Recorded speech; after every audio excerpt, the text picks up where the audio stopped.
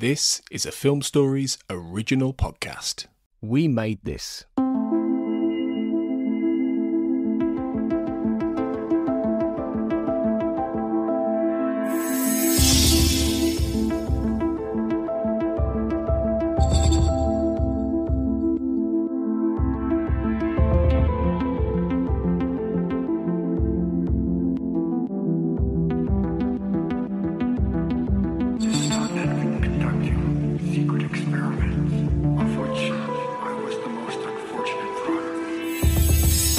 Welcome to the X-Cast. The truth is in here. I'm Russ Hugo and happy to be joined today by the talented Sheila Larken and Bob Goodwin. Thank you both very much for joining us today. Thank you. Good to be here. Just to start with a few questions here related to your personal histories in the arts, and maybe Sheila, if we could start, if you felt comfortable sharing a little bit about your history with acting in the arts in general. From what I've gathered in the past, you started acting professionally at the age of 15 with stage work, but even acting before that. How did you start your path towards becoming a professional actor?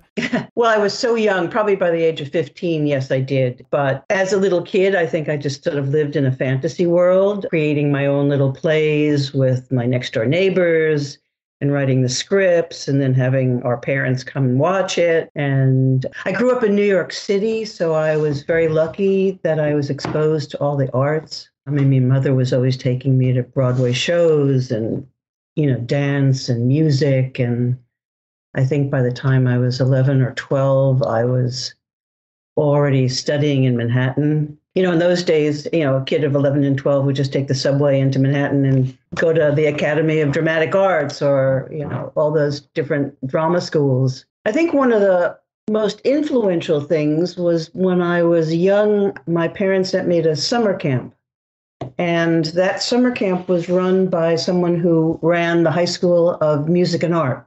So I had a wonderful mentor who was a student at Music and Art, and every summer we would do musicals.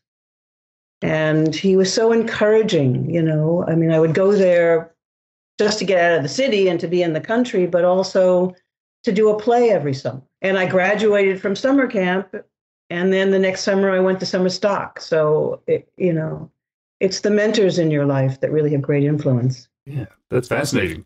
When you were doing stage in that, did you have a preferred interest in doing musicals or traditional stage drama? Or well, I think in my heart of hearts, I would have loved to have done musicals, but I never had any formal training in music. So in singing, but I loved it. I think maybe if my parents had more money or if I knew more about it, I would have studied music. But I did love the theater, and I was acting all the way through high school, and then I went off to college and acted there, and then, left college and joined a theater company and never stopped. What an opportunity it sounds like to be growing up in New York with the academies and all of the theater you're surrounded by. Right. Yeah, and she's leaving out a couple of steps. And after that, she went into regional theater. So she was at the Front Street Theater in Memphis. And then at the Seattle Rep, where she met a boyfriend who took her to L.A., and she got signed by Universal, when she was like a kid. Yeah. My intention was never to go into film or television. It was just sort of, I had done regional theater. I had thought I had gotten enough training to head back to New York, to Broadway or to off-Broadway. And then as sort of fate has it, I was visiting this boyfriend of mine, and his agent said, "Oh, I'll sign you." And as soon as he signed me, I started working. And then I sort of there's a thing about LA, you sort of get stuck in LA. I can't describe it. It's sort of a Nathaniel West thing. But, and so going back to New York never really happened. It was a major change in my life. That's, if I hadn't have stayed in, Los Angeles, I never would have met Bob. I never would have had the kids. It's just interesting how, when you hit that Y in the road, how just something like that can change everything.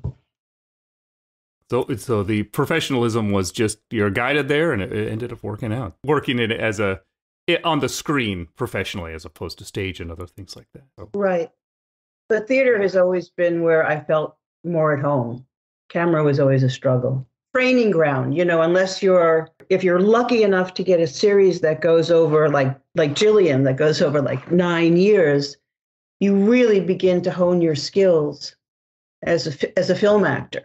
But when you're sort of more like an episodic actor, like I am, you do maybe 6 or 7 shows a year, and each time you sort of watch it and see, how do I work for the camera? How do I figure this out? It's such a different genre.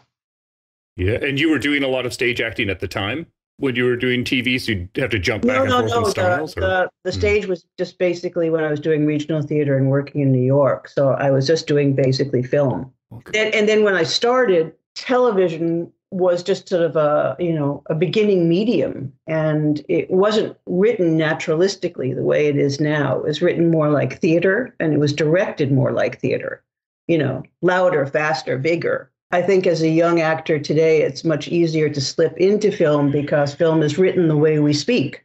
It's all very low key. Better mics. Yes. Oh, yeah, definitely times have changed from my recollection of growing up in the early 80s, and especially watching PBS. It was basically film stage performances. And I'll jump over now to get some of your history, Bob. People might think of your recent history being more focused on production and direction. And you, of course, have done some writing, but from what I gather, your career started out as a writer in the industry. And I'm just curious if that's accurate, but getting back to what fostered your original interest in becoming a writer and just working in the arts in general. So going back to the 70s and or. Well, it evolved out of just the fact that I was interested in movies and television, and I was especially interested in comedy. So as a kid, my father was he had his MBA from Harvard. He was a poor kid in Boston who won the lottery in 1943, and he used the $50,000 to go to Harvard and get his MBA. And one of the jobs he got, he was the controller of a company called Revue, REVUE, which was the television arm of Universal. And so while he was there, I used to go, I was 16, 17, something like that.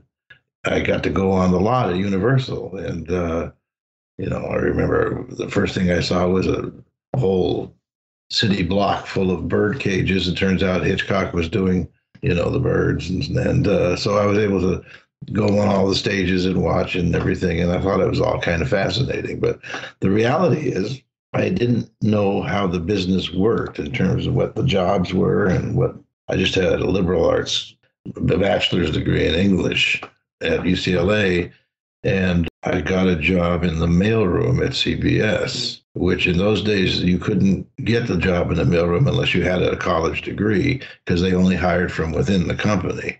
And it was just a series of steps where the job opened on a local show, which was a very prestigious local show. It won a lot of Emmys and things. And I got a job as a production assistant, and I started to learn how the business worked. And I was really starting in production because that was where my intro was. And the local show, it was called Ralph Stories Los Angeles. It was based in LA, and it was a weekly documentary. The producer was a great guy, a very talented guy.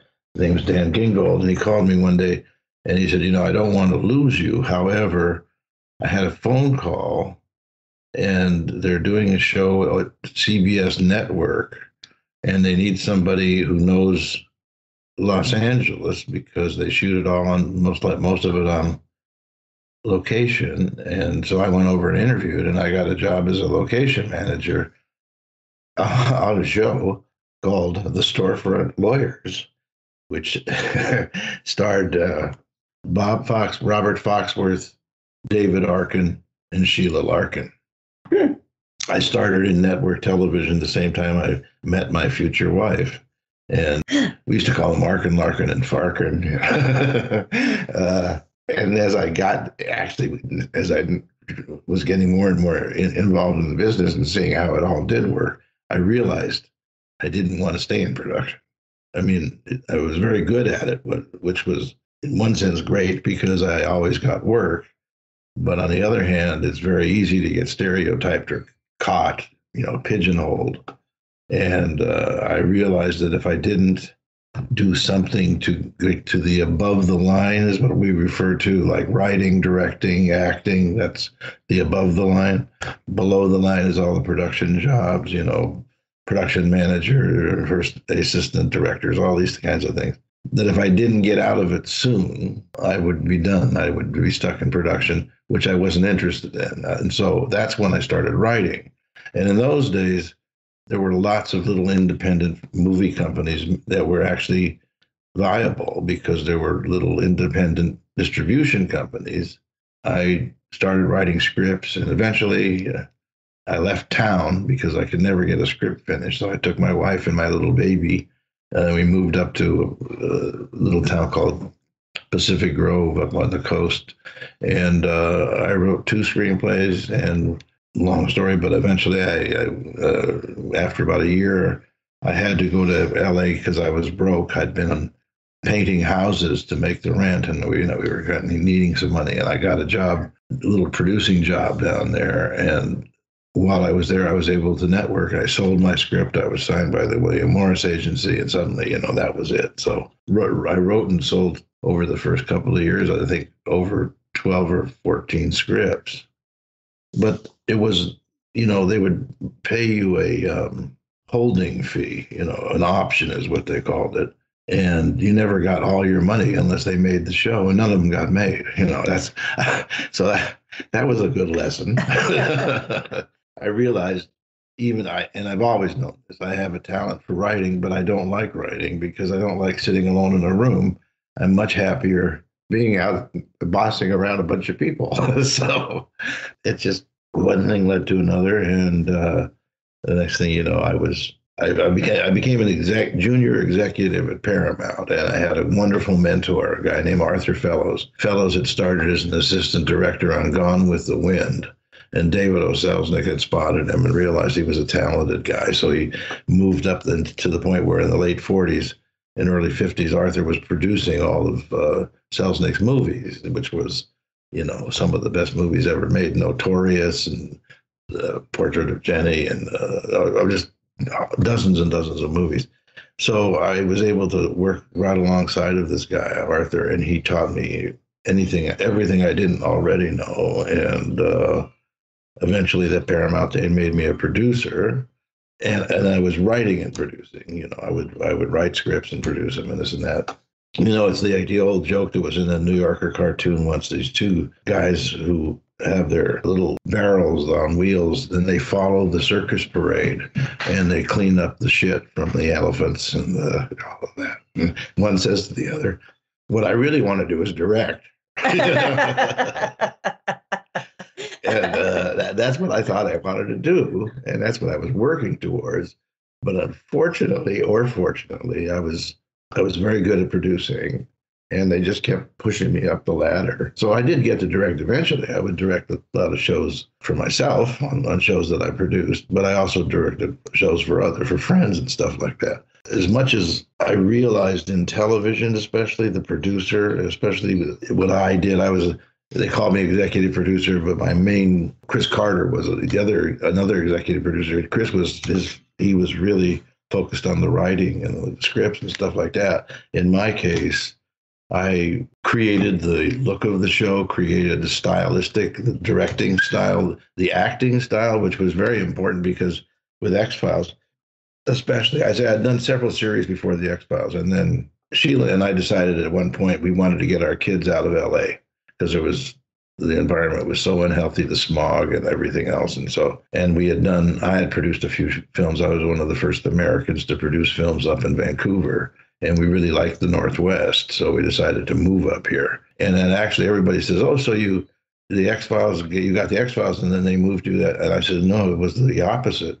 We had bought a house up here, and there's a place called Bellingham, just south of the border. And, we were waiting for Jesse, our oldest son, to finish elementary school because he was in a really great school down there, as was his brother, Matty. So we were moving, and I sent out a letter to all. And by then, I was very well established. I'd done shows that had won Emmys and all kinds of other awards and things like that.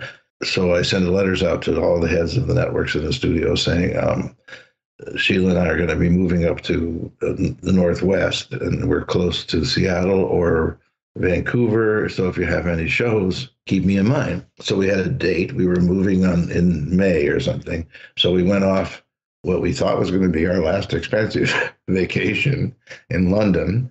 And the phone rang, and it was Charlie Goldstein, who was the head of television production at Fox. And he said, well, I got your letter. I know we picked up a show, and we're going to do, only picked up 12 episodes, but it'll get you moved up there. And I said, what is it? He says, it's called The X-Files. I said, well, let me see it, And so it was all just serendipity, it worked out great. I'd known Chris earlier because we both had deals at NBC Productions, so we became friends years before. And it was a great opportunity, I thought, until I found out what the show was going to be.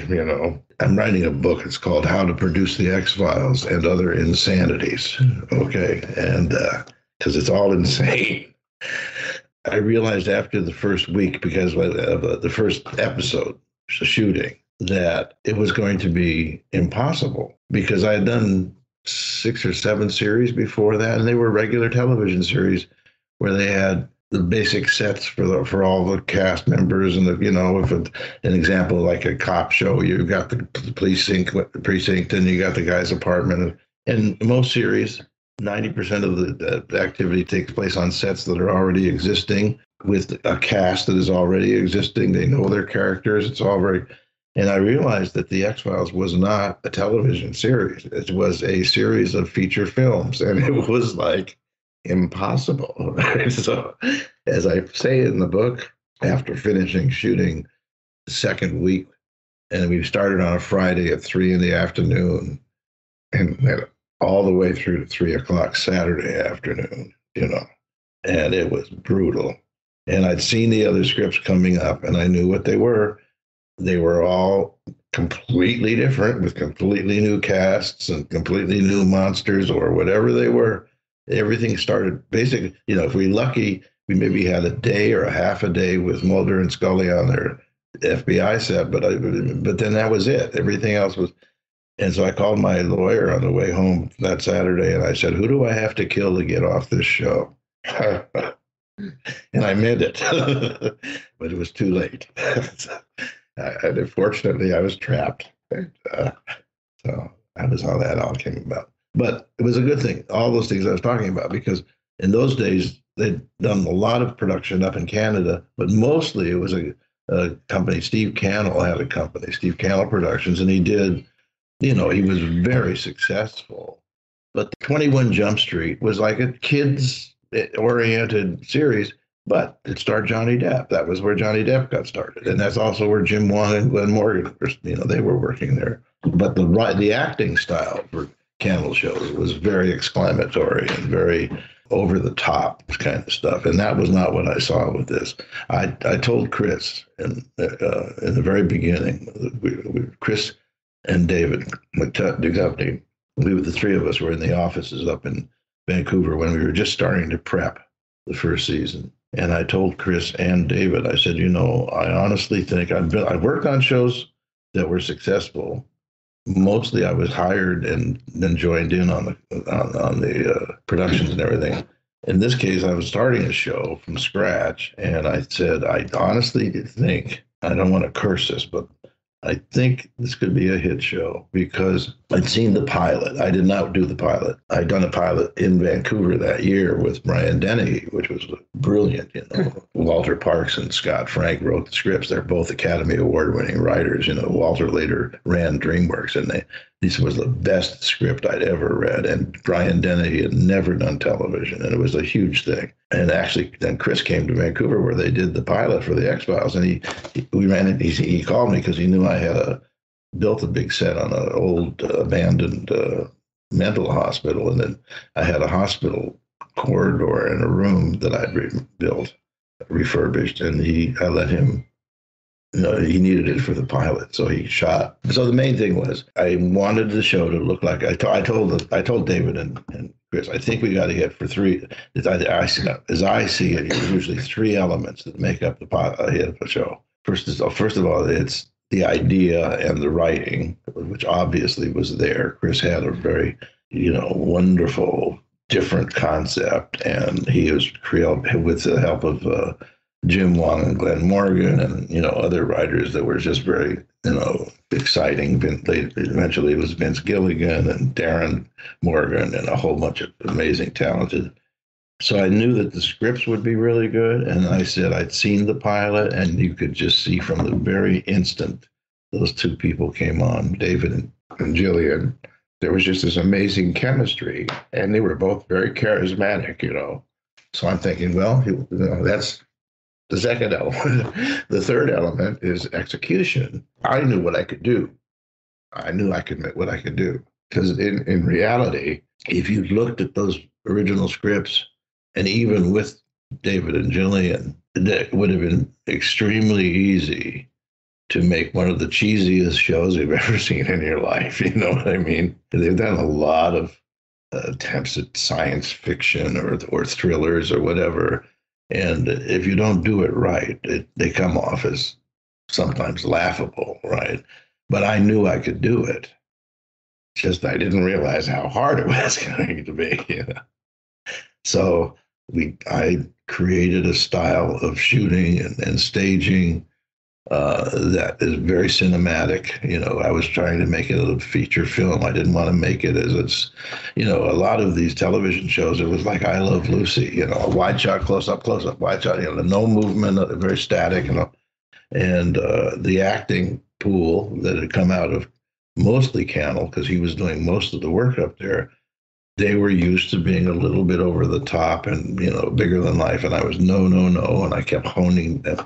And obviously I was working with all the directors in that first season, especially to maintain the directing style, which proved to be the biggest challenge, because most directors that you can get for episodic television come from episodic television. And a lot of them were just used to the old thing with, here's your cast, here's your sets, just go shoot it. And so I actually brought in a couple of friends the first year, Jerry Friedman and Billy Graham, who were very well-established directors and writers. I mean, Jerry Friedman was.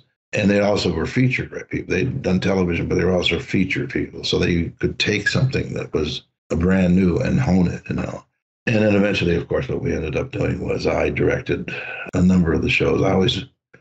The first year, the only show I had my name on was the last episode, the Erlenmeyer Flask. But in truth, we used to say in that first year that the directors would come up from LA and then we'd send them home in a body bag, because it was so hard, And so then we got David Nutter, who was just brilliant, and then Rob Bowman and Kim Manners. And then me, so we pretty much trimmed down the directing staff, because once we found people that knew that could do it, we turned them into producers so they wouldn't leave, and that's how we kept moving forward quickly. The Erlenmeyer Flask, which was the last episode of the first season, Chris wrote the script. It was the best script he'd ever written all year. It was the best script anybody had written that year. It was so good and so impossible that guy, Charlie Goldstein, who was the head of production, his job was always, why are you spending that money here? Why don't you do this? He was a great guy. He still is. But that was his job. He called me up. He said, I read this script. You're never going to get this shot. We had 8-day schedules. You're not going to get this done in 8 days. So he gave me an extra day. I mean, that was like unheard of, and plus a big second unit shot. So Erlenmeyer Flask proved to be the best show of the season. It was, the show was on Friday nights, which is the graveyard for TV shows, really, that first season. But incrementally every week, we would bring the grading up higher. It wasn't setting the world on fire, but it was the best that they'd ever done on Friday nights. And so the Erlenmeyer Flask went on the air. The word of mouth spread that summer about the show because of Erlenmeyer Flask. And that was when they were rerunning all those shows from the first season. So when we opened the second season, it was instantly a hit. Rupert Murdoch, they apparently said, was walking around the hallways going, it's a hit. It was exciting. But when I started seeing scripts that said the nuclear submarine pokes up through the Arctic ice cap, things that were really not television, they were feature stuff. It was a challenge, but it was great. I'd like to hear more about the book. I can imagine everybody's going to be excited to read that. There's a couple other questions actually will feed into it as we keep going. If I can shift over to Sheila, and I apologize for this question in advance because the question is going to be very long. I'm hoping to get at something, whatever angle you want to approach it by. I'll read it and then you can decide how you want to answer it. We think of X-Files, one of the aspects of it that people really appreciate is a genre show, but it dealt with a lot of grounded emotions and interpersonal dynamics with quite a bit of intelligence and I see subtlety in some ways. And as a layperson, you could think, particularly where your character was at, more grounded than some of the other characters were in that genre context, finding the balance could be tricky. Again, this is me as a layperson. And then you as an actor with your character of Margaret Scully, not only a unique position in the show, but I think of in any television show that I can think of, where you're anchoring for the show in general, some of the more, I hope this is a correct word, demanding emotional threads throughout the show's run. And being that you made it all the way through the 9 seasons, which was rare for a character, bridging that major emotional arc for Scully, the other lead, through all those years. With that in mind, I'm interested in your perspective on portraying a character with that resonance and still has an impact. Because in a sense, we can think it was in a seemingly intermittent way, a couple episodes each season, but that story arc was only dealt with a couple of episodes. And the chronology, the character was still extremely important in that mini-serialized context. How did you find or tackle the challenge of keeping the character consistent and authentic while growing throughout the show? I mean, because again, more than 9 years up into the revival as the production developed. And then the character, which I think was grounded but empathetic in unique ways, but also had an edge and related to your work as a therapist. And as a layperson, there's a lot of emotional work in the background of that character. And I'm wondering how you approached it. This is a big question, and I apologize. It's interesting hearing your perspective. I think I don't know when I was approaching the character that I saw her as this grounding character, but having also done some of the X-Files fests and having interactions with the fans and to see how my character affected them and how impactful it was in relationship to some of their relations with their mothers. It's all of a sudden, it's just not something I was aware of. And also one of the nice things is that this was a 9-year span, not only in the life of Margaret Scully, but in the life of Sheila Larken. I got to mature just personally. And I think that affected my portrayal. I don't think it was a conscious thing, but I recently, a couple of years ago, did a play and Steel Magnolias. And when I first was preparing for it, I kept thinking, oh, I should get a gray wig and maybe I should wear a cane. And then I went, what the hell am I talking about? I don't have to play old. I am old, So it's kind of coming to reality of who you are and letting that show. I was definitely a much younger mother when I started the show than I was when I finished the show. Too young. No, and certainly when I died. Having lost my own mother when I played that death scene, she was there with me. I was asked this question during the family group thing at the last fest, and I think Gillian and I came on the set together. We never discussed who and what we were. I was about her mother's age, so the fit was right. And it just sort of took off from there. The chemistry between the two of us sort of created who we were. From the very first scene that we did Beyond the Sea, and she asks me in the middle of my particular pain of losing my husband, what her father thought about her. And right there was an overlay of so many different positive and negative emotions that it just took off from there. It wasn't always an easy go with having a daughter that was Deana and all the complexities. But Margaret Scully had religion. She had the church. I think she in my biography of her, grew up in a military family, married a military man.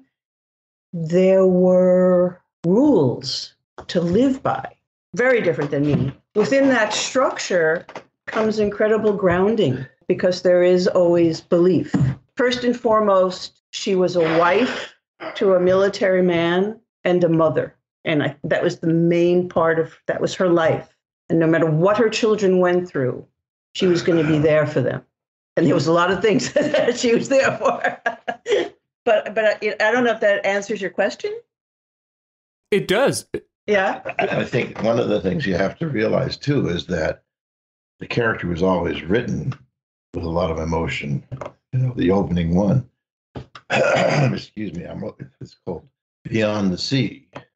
You know, you recall, it starts off with Deana being dropped off at home by her parents, and then the parents leave, and then she gets a phone call, and the mother very upset that the father had dropped dead of a heart attack. And then, of course, because it was the X-Files, Deana looks across the room, and there's her father sitting in a chair, you know.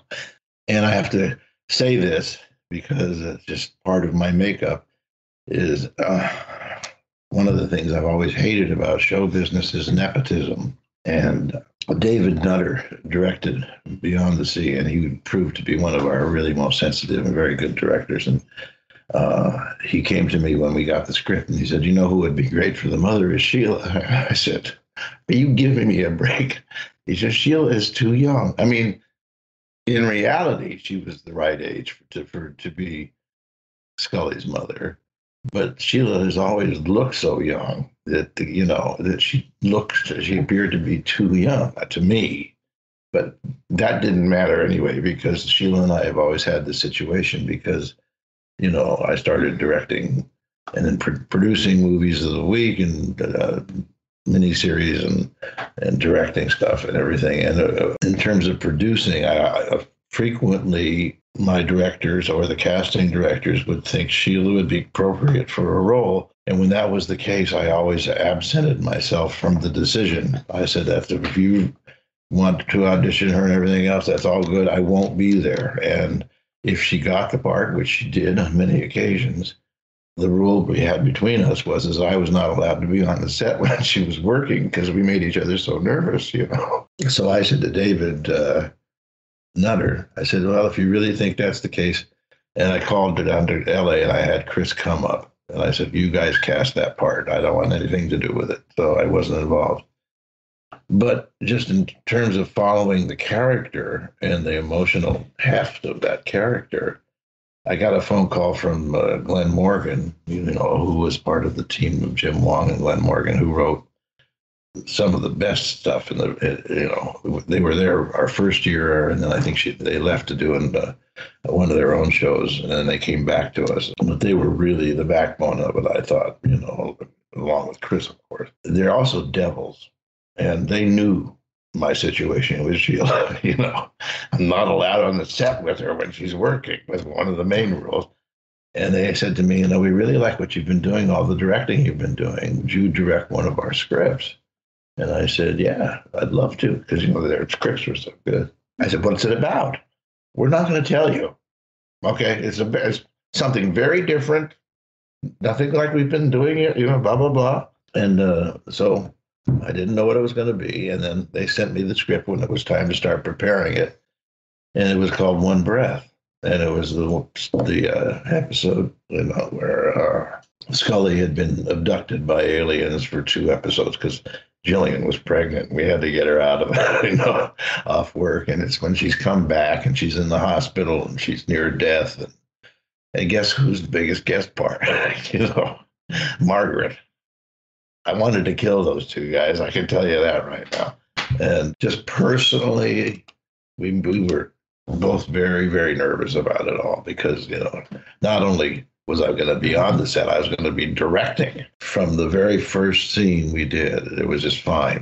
I've always realized what a wonderful actor she is. She's just, and she got to see what a wonderful director I am. Well, I already knew that. I mean, before Robert and I were married, He had done one of my favorite things that I've ever done, I think. He had done an independent film. It was about a half hour. Yeah, short. And it was wonderful. It was just wonderful. Yeah. But it was, I have to tell you, I don't think I've ever spoken about this, but it was hard being the producer's wife on the set. I mean, it's hard being the executive producer because you're always the daddy, but I was the daddy's wife. So it's not like people would ever cut loose with me. It was very different than my being on other sets. And, considering the longevity of my career, I've been on many sets. So I know that it was just different.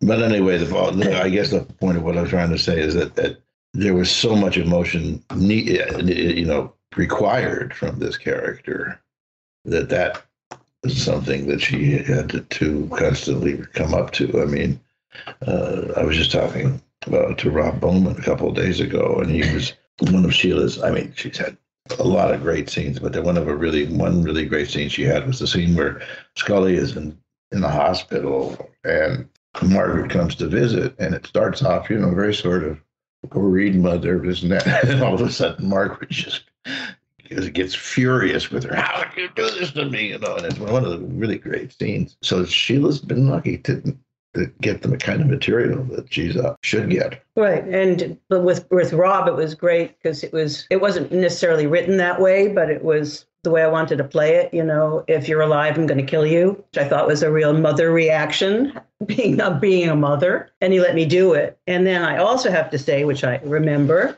was that since there are many producers who watched the show, one of the director producers thought that he didn't like my choice and they wanted to cut that part of the scene. And my husband came to the rescue. Well, I would say a lot of people came to the rescue. Oh, okay. And one of them was Chris Carter. So, okay. If Chris wants something, he's going to get it, right? Yeah. So I hope that answered some of your question. Yes, exactly. You hit at it earlier, Bob, when you were talking about the subtlety that you were trying to get with the show, especially the first season and packaging and the acting. And the scene you talked about in Beyond the Sea, where you deliver, he was your father, is one of my favorite scenes in the show because of the texture. And No. I agree with you. And it wasn't anything that I particularly thought about. I just felt it in my gut that the complexity of that answer was just there. It was just, there was so much going on emotionally in a way. How dare you ask me about that right now? This is my pain, but she is her daughter. And so it just set up that love tension. It's just being a parent. It's never black and white. It's always. You just don't see it portrayed that way that often, if ever, in television. And the example you brought about the explosive anger, that it was earned at that point, but it still could have been, and I don't want to use the melodramatic in a negative sense, but like television or film could be. But that complexity, I think, is the word to get at the entire question you answered so well, is finding that right line of like the mother, and you just highlighted it so well, of too often in television is either portrayed or written as perfection, constant emotional calmness, or overwrought hostility. And you brought that's why I was trying to think the word authenticity and realism. And it as an outsider, it seems really challenging. It's very interesting to hear you even did get pushback from producers hitting those levels that were so successful. I don't know who she's talking about, but I have some thoughts. And, we'll talk about it later. Yeah. But it was interesting. Robert and I did another movie of the week called Down Payment on Murder, which was one of my very favorite. It was directed by Waris Hussein. Robert was producing it. David Morse, Connie Selica, Ben Gazzara. It was just a phenomenal cast. And there was a scene in there. I'm the best friend, and I can't remember what it was, but it was one of those scenes that could have been played really soppy. Mm-hmm. And I remember playing it in the way that the scene we're just talking about with Gillian. And David Morse came to me later after the scene was shot, because I was doing it with him.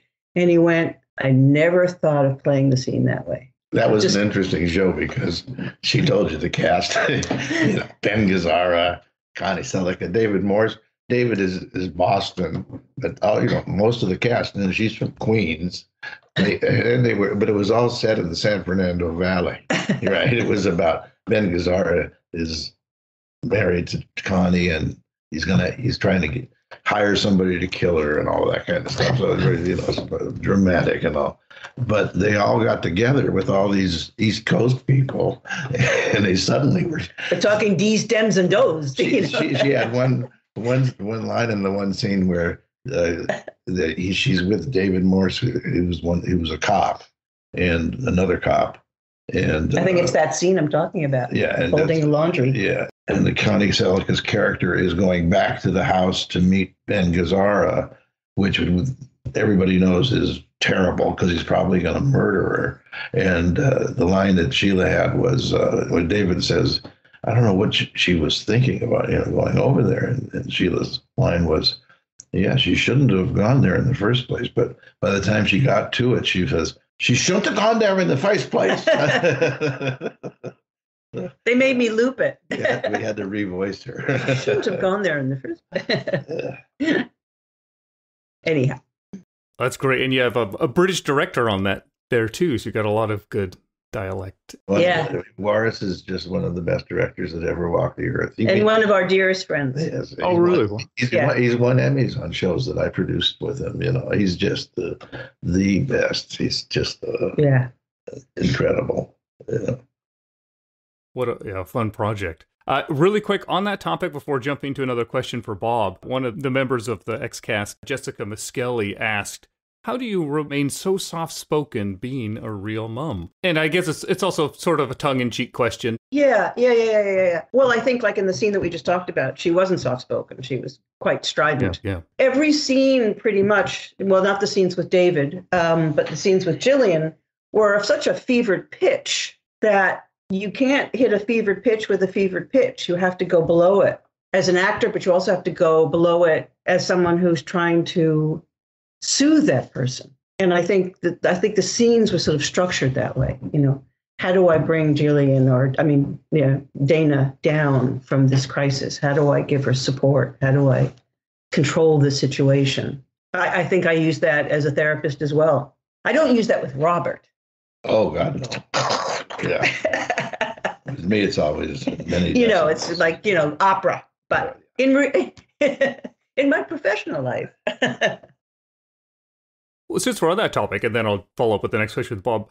With your professional life as a therapist, how does that interact with your work as an actor? And I could even mean in the sense of, does one influence the other, both the skills or also the interest of one influence the other, and or does the interest in both come out of something that's just intrinsic to who you are? Yes, I think intrinsic to who I am is what makes people tick.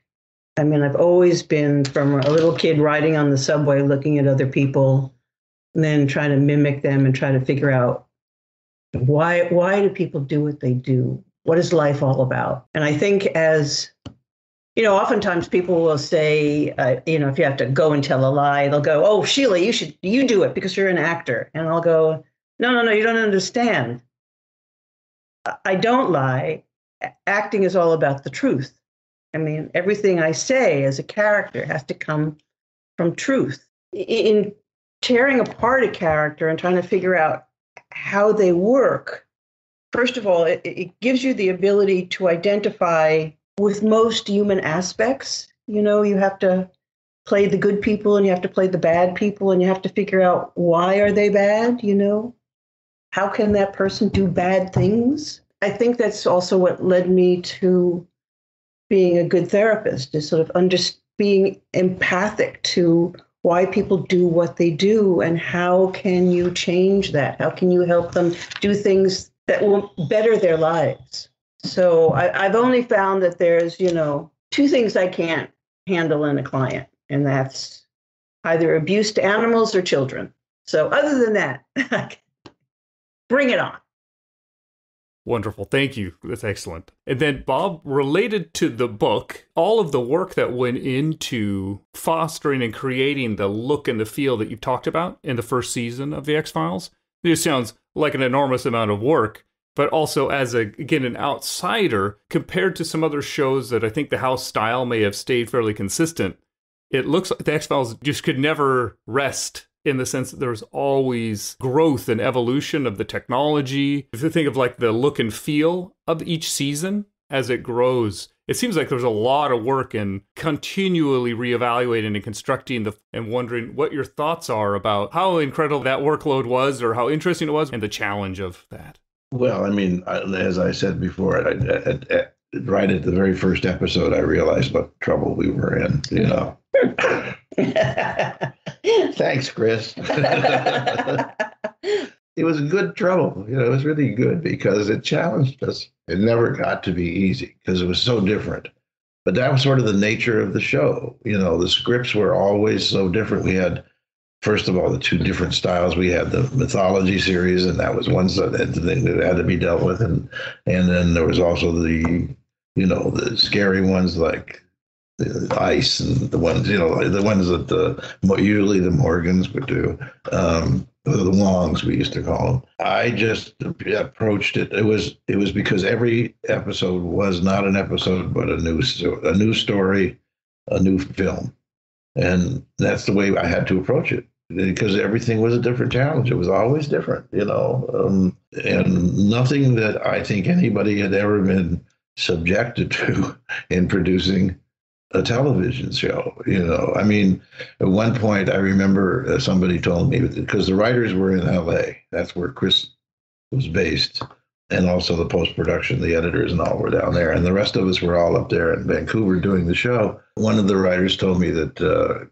they were in a writers meeting, you know, coming up with stories and stuff, and Chris came up with something, whether it was the Ohio-class nuclear submarine coming up through the polar ice cap, or whether it was a gulag in Russia with 250 horsemen racing through the woods, or, you know, with thing after thing after thing. The one with the elephant, the rampaging elephant who disappears suddenly, you know, goes invisible, you know, all of that kind of stuff.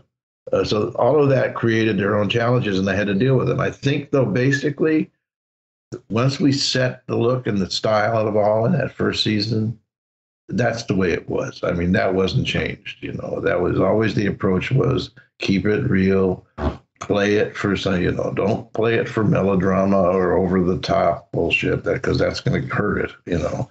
And also, one of the challenges, to be honest with you, is that I had to deal with was whenever we had any personnel changes. And for instance, John Bartley was our cinematographer for the first 3 seasons. And I had known John since the early 80s when he was a gaffer on a show I had done. And then I'd kept in touch, and I'd seen his work. He'd done a lot of commercial work, which was beautiful stuff.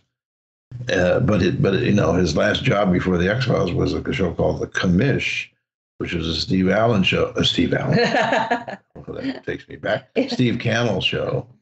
So let me say that again. It was The Commish, which was a Steve Cannell show.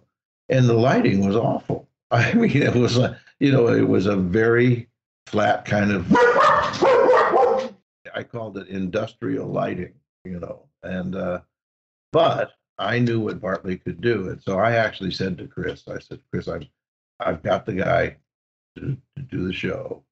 I'm not going to show you any film, you know, because if he looked at The Commish, I would have been vetoed, you know. But after 3 years, Bartley had, you know, won a couple of Emmys already because of our show, and we had, you know, we had won already. We were winning the Golden Globes and all that kind of. We were really, you know, hot stuff. And he wanted to go on, and so I had to replace this guy who, you know, on the surface was irreplaceable. I don't know if I told you this part, but in the very beginning, I took a painting by Caravaggio, who I had seen in a class in college. It was just about 17th century, 18th century, 17th century art. And he was just one of many painters, because Caravaggio, even though he was a brilliant, unbelievable painter, was a bad guy, and the Pope hated him, and he, you know, tried to put a price on his head and all. And so he died a very young death, and he disappeared.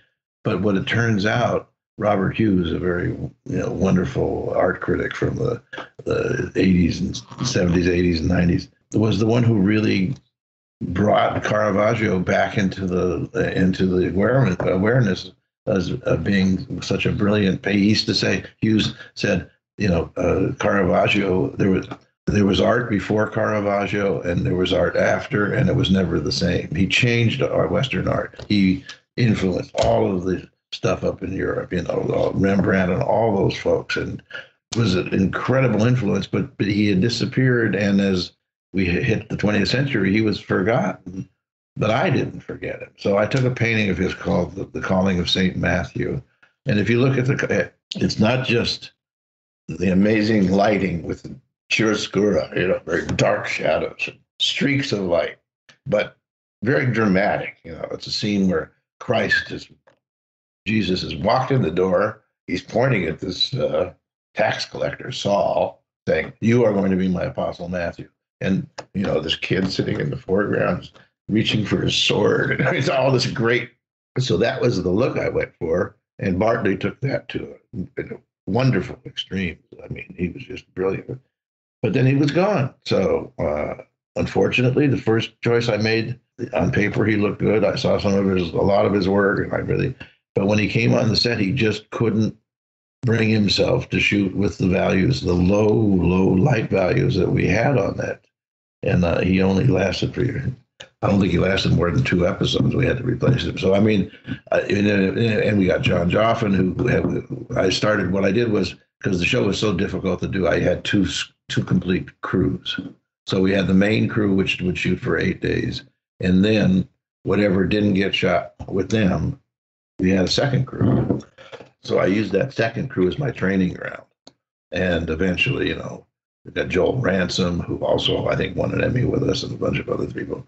The challenges I had was maintaining what we'd established over the first few years, as various and sundry really important people chose to leave to go to other things, and that kind of stuff. So that was when I got into the second season, when we were such a big hit.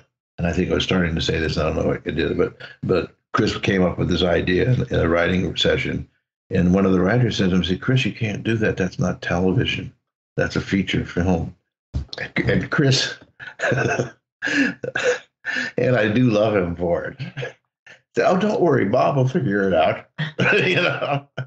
And I always did. The second season, it was I was under a lot of stress, because I just never, because I called the head of the studio and I said to him, "Listen, these scripts we're getting are not television scripts. They're feature films. And I know we're doing it, but you have to understand this is really hard. Is there any way you could maybe have a conversation with Chris to see if he can tone it down a little, this and that?" And the head of the studio said to me, "Bob, just keep saying to yourself, I'm working on the best show on television." I'm like, "Oh, thank you." Like it was dumped on me, And and Charlie Goldstein, God love him, he called me up, and I've never had this, said anybody head of production ever come close to anything.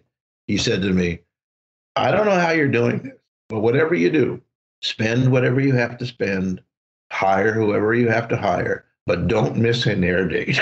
I'm going, I'm dead. I mean, this is all me here. And by the way, we didn't spend that much. We were not cheap, but we were right in the range of other bigger TV series at the time. And we always maintained that. What happened, I used to joke that every time they sent up a new script, I'd have to have a bottle of wine to go with it, because I never knew what I'm going to come across. By the third season, and I looked back at the second season, and I realized all those amazing things we had done. And at the end of the second season, I directed the last episode. That's when I started doing the last episode every year, because it's hard to be producing with other directors and then not directing. So it at least let me, and then I started doing the opening one and the closing every year. But by the time I got to the third season, when I looked back at what we'd done in the first 2 seasons, I realized we could do anything. So I somehow came to peace with it all and managed to just keep moving forward. But it was one of the most exciting, amazing experiences I've ever had in my life. There was nothing before it was anything near as challenging, and nothing after it was anywhere near as satisfying and fulfilling. So, it was absolutely great. And we were so successful that not only would Sheila and I go to dinner at the fanciest restaurant in New York City, and all the waiters would come over to see her. They also knew who I was too. It was exciting. It was a lot of fun. Yeah. That's fantastic. Because we're heading down the line, we'll just ask one other quick question here. Sheila, are you working on any projects, whether they're artistic, professional, anything that you'd want to share with the listeners? Right now? Yeah. I'll tell you what she's working on right now. Can I answer this question? Oh, no, I want to give her, and then you tell me. Have you noticed that he talks a lot? She is working on the most beautiful, wonderful horse that she just got 2 weeks ago.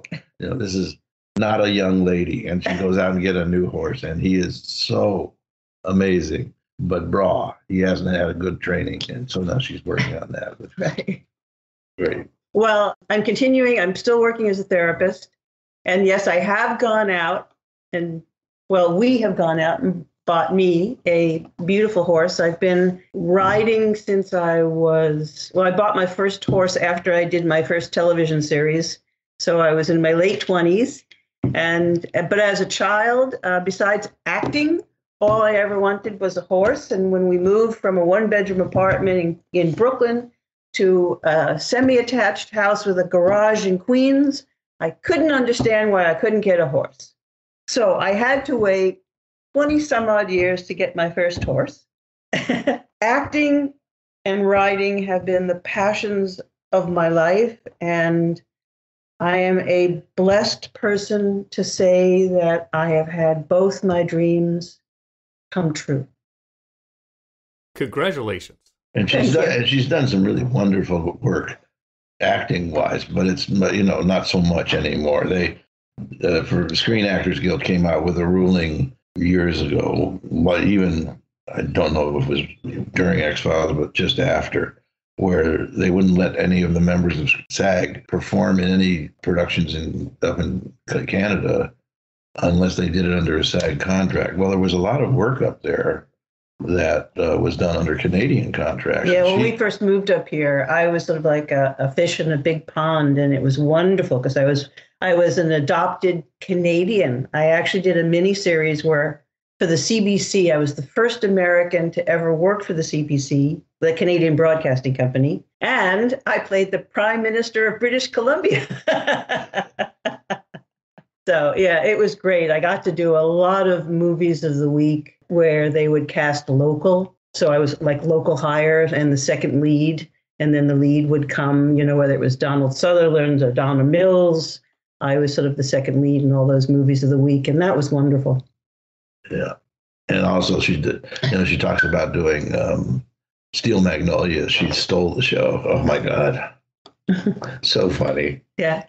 She was the crazy one, It was wonderful to go back to the theater because it made me realize how much that was my first love and how free I feel on stage compared to working for a camera. Hey, where was that at? I know you got to get going, but I'm curious, where did you do the Steel Magnolias performance? It was at a Equity summer stock here in Bellingham.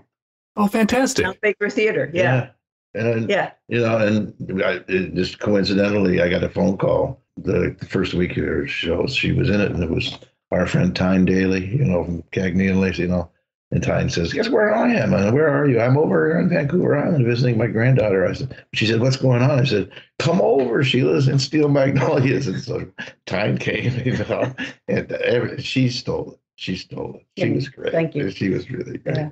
So much fun going on. Oh, I know you got to get going really quick. I'd like to know more about the book, when it might be released, and where folks will be able to get it when it's available. And is there any way that they can follow you online, if you have any social media or something, just to keep updates about the book? So anything you're able to tell would be great. Okay. Well, first of all, I'm not on any social media. I'm allergic to it. Unfortunately, I can't. Sheila and I, especially during the X-Files, but even before that, for years and years, we had developed a reputation, and so people knew of us and everything. And, we've had people, when we moved to this house, we're out in the country here, people were stalking us, Thank God we keep a lot of big dogs around, because they would be waiting out by the front of the driveway. So I don't really want anybody to know what I'm having for lunch or where I'm going for my vacation. However, I do have an email address. So I think I told you the name of the book is How to Produce the X-Files and Other Insanities. And the reason I did that was I wanted to be able to include more than just the X-Files. Not that it was not the most important thing in my life, but I've done dozens and dozens of other shows, movies, miniseries, all kinds of stuff, TV series. And I have a lot of wonderful, I think, funny, amusing, or touching stories that come both from X-Files and my other shows. So that's why there's Other Insanities in there. And if anybody is interested, I've been writing on it now for about 2 or 3 years, but I'm really now becoming totally focused. I've pulled out of, I used to do a lot of community stuff. I raised money to build a new art museum here in Bellingham. I did all kinds of, I'm done with all of that. I'm just only focusing on the book. And I have an email address. If anybody is interested, they should just email me, and I will keep their names and keep them in tune, and informed. It's the address is insanity@rwgoodwin.com. It's pretty simple. And Chris is going to write the preface. And I was just talking to David Duchovny a couple of days ago. I told him I was working on this thing, and I said, you might be in the book. And he said, oh, yeah, really? Okay. And I said, because one of the things that happened the very first season when we opened, and we were getting some amazing reviews. I mean, New Yorker magazine did something that was just, Chris and I read that, and we looked at each other, and he said, we might as well just die right now. It doesn't get any better than that, But one critic said, called David the handsomest man on television. And I said to David, I thought I was the handsomest man on television. And he said, they were only talking about in front of the camera, right? So I was talking to David the other day, and I said, I'm working on this book, and you're going to be in it, and I want to sort this thing out about the handsomest man in television. The answer is I'm working hard at it, and it's coming along great. I'm feeling really good about it, and so anybody who's interested, just email me at that address, and I will definitely keep them informed. I think everybody will be interested, not just X-Files fandom, but and television in general. This is going to be a very interesting book. But I could talk for another 3 hours, but it's 12 o'clock and I want to respect your time. If he has more to say, I got the recorder going. But thank you so much for your time, Sheila, and for your candidness. So your questions were quite wonderful and quite thought out. I really appreciate the time you put to putting them together. Well, I appreciate the time, your generosity, and the kind words. So thank you. It was great to meet you. Okay. All right. Take care. Bye. Bye-bye. My thanks again to Sheila Larken and Bob Goodwin for being so generous with their time and thoughts. As you could tell, there was so much to go over. We weren't able to cover all the questions that folks shared in the basement group. We try to touch on as many as we can and really appreciate you sharing those great ideas with us. As a final reminder, for those of you who are interested, which I'm assuming will be most of you, and following up and learning more about Bob's upcoming book, the email address once again is insanity@rwgoodwin.com. And also, Sheila and Bob generously shared a photo of the new edition, the horse. I'll also be sharing that in the Facebook basement group as an additional bonus with this episode. So thank you all again, and until next time, trust no one. The Xcast and X-Files podcast was created by Tony Black and is produced and hosted by Carl Sweeney, Sarah Blair and Kurt North. You can find the podcast on Twitter at the X_cast, on Facebook by typing in the Xcast, and in our group, X-Files Basement, the Xcast podcast fan group, and on Instagram at the Xcast pod. Don't forget, you can support the show by becoming a member on Patreon. Our patrons get early access to episodes, behind-the-scenes chats with our hosts and a thriving community of X-Files, and other premium interviews and specials. To find out more and subscribe, you can go to patreon.com/thexcast. That's patreon.com/thexcast. We are also part of the We Made This podcast network, full of popular culture shows, including our Millennium series, The Time Is Now. You can find all of our shows at our website, wemadethispod.com, or via Twitter at wemadethispod. Thanks for listening and keep watching the skies.